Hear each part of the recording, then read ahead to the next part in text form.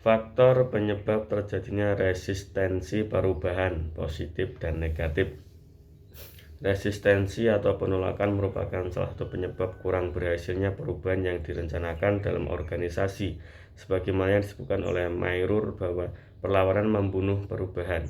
Sementara Vote menggambarkan warna-warni resistensi sebagai salah satu hal yang paling jahat, karena kanker kerja yang paling melemahkan, dan mengklaim bahwa tidak ada seorang pembunuh yang lebih kuat.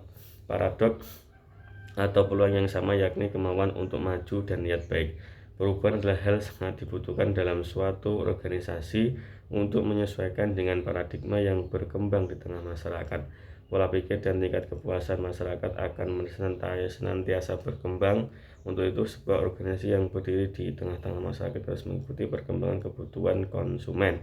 Palmer dalam bukunya Managing Organizational Change mengumpulkan sejumlah faktor atau alasan yang sering berkaitan dengan timbulnya resistensi terhadap perubahan yang direncanakan dalam suatu organisasi. Resistensi atau penolakan sering berkaitan dengan satu, ketidaksukaan terhadap perubahan.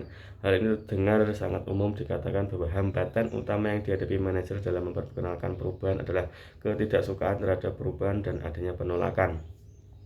Orang yang punya karakter menolak perubahan dikategorikan sebagai ciri kepribadian yang stabil, cenderung untuk secara sukarela memasukkan perubahan dalam hidup mereka, dan ketika perubahan dikenakan pada mereka, mereka mungkin lebih mengalami reaksi emosional negatif seperti kecemasan, kemarahan, dan ketakutan. Selanjutnya, ketidaknyamanan pada ketidakpastian. Sebagai individu, manusia cenderung bervariasi dalam hal ukuran dan kenyamanan.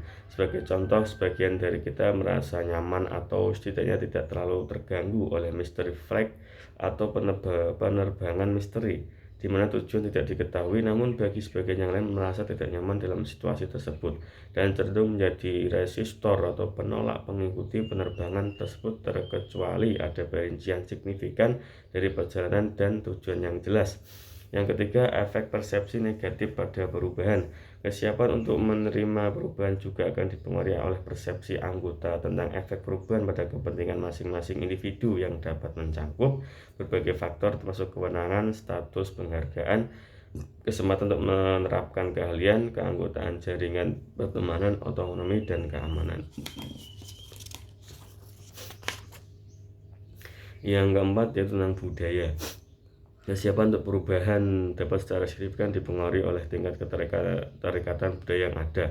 Roger et al. Berpendapat bahwa anggota organisasi menaksirkan usulan perubahan dari manajemen model mental yang ada. Dalam hal ini, model mental yang sangat kuat adalah serangkaian kepercayaan anggota yang menjadi budaya organisasi. Yang kelima, persepsi pelanggaran kontrak secara psikologis. Sebuah pelanggaran kontrak terjadi ketika karyawan percaya bahwa manajer tidak lagi menghormati mereka sebagai bagian dari organisasi. Dalam hal ini, Strebel berpendapat bahwa interaksi karyawan dan organisasi tempat bekerja dapat didefinisikan sebagai kekompakan. Kekompakan tersebut mungkin eksplisit atau implisit dan melibatkan tiga dimensi, yaitu formal, psikologis, dan sosial. Dimensi formal berkaitan dengan tugas tertentu seseorang, bagaimana hubungan dengan tugas yang oleh orang lain dalam organisasi, bagaimana kinerja dinilai, dan tingkat terkait remunerasi. Yang keenam, kurangnya keyakinan bahwa perubahan diperlakukan. Perubahan hanya akan didukung jika ada keyakinan bahwa perubahan tersebut diperlukan dalam organisasi. Namun apa yang tampak jelas dengan jargon "kita harus berubah" tidak sepenuhnya dipahami oleh orang lain. Mereka mempertanyakan apa masalahnya. Ada banyak alasan yang dapat menjelaskan kepuasan, termasuk track record keberhasilan dan tidak adanya krisis yang terlihat. Orang-orang cenderung bereaksi negatif untuk berubah ketika mereka merasa bahwa tidak ada kebutuhan untuk perubahan. Yang ketujuh, kurangnya kejelasan mengenai apa yang diharapkan. Perubahan kadang diusulkan, terutama yang bersifat strategis.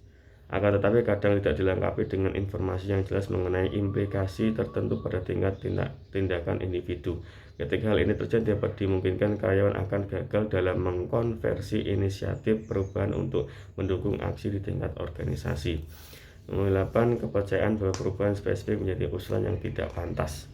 Pada anggota organisasi, dampak perubahan yang diusulkan kemungkinan membentuk beberapa pandangan lain bahwa ini adalah ide yang baik, kami harus melakukan sesuatu seperti ini, atau ide yang buruk, ide gila, siapa ini, atau ini iseng-iseng. Pada gilirannya, pandangan ini kemungkinan akan mempengaruhi kesiapan mereka untuk perubahan. Sebagai seorang perancang perubahan, sangat mudah untuk melihat orang-orang yang mendukung perubahan maupun yang tidak mendukung perubahan. Dalam hal ini, tidak selalu bagi mereka yang tidak mendukung untuk diberikan sebutan sebagai penolak perubahan. Sebutan ini tidak terlalu tepat jika penolakan terhadap perubahan bukan secara umum, tapi untuk perubahan tertentu yang lebih spesifik.